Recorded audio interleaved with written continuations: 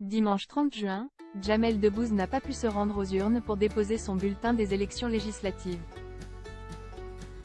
C'est donc sa sœur Aya qui a voté pour lui, se dévoilant dans un rare cliché publié par l'humoriste en story Instagram.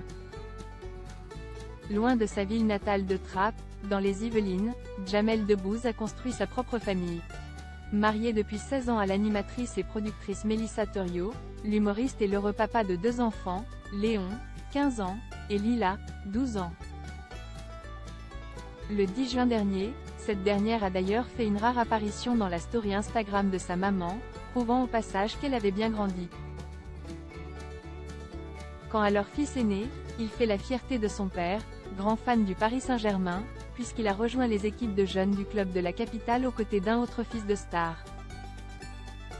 Si Jamel Debbouze veut autant que ses enfants s'épanouissent, c'est sans doute parce que sa propre enfance n'a pas été de tout repos.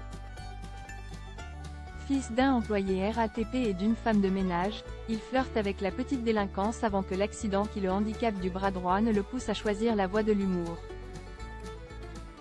Merci à ma sœur. Le jeune homme grandit également au sein d'une importante fratrie, avec 3 frères, Mohamed, Karim et Rachid, et 2 sœurs, Hayat et Nawel. Cette dernière prend parfois la parole en public, comme en 2021 après la mort de leur père Ahmed. Mais Hayat est la plus discrète de la fratrie, menant une vie loin de celle de sa star de frère. Ce qui ne l'empêche pas de rester proche de ce dernier, comme lorsque le devoir l'appelle.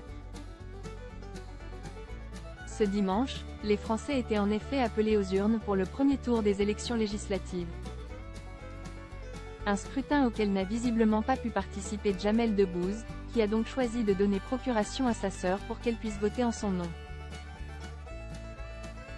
Dans sa story Instagram, il a tenu à la remercier en dévoilant un rare cliché. « Merci à ma sœur Ayette qui a voté pour moi », peut-on lire en légende d'un cliché de cette dernière, se préparant à déposer le bulletin dans l'urne.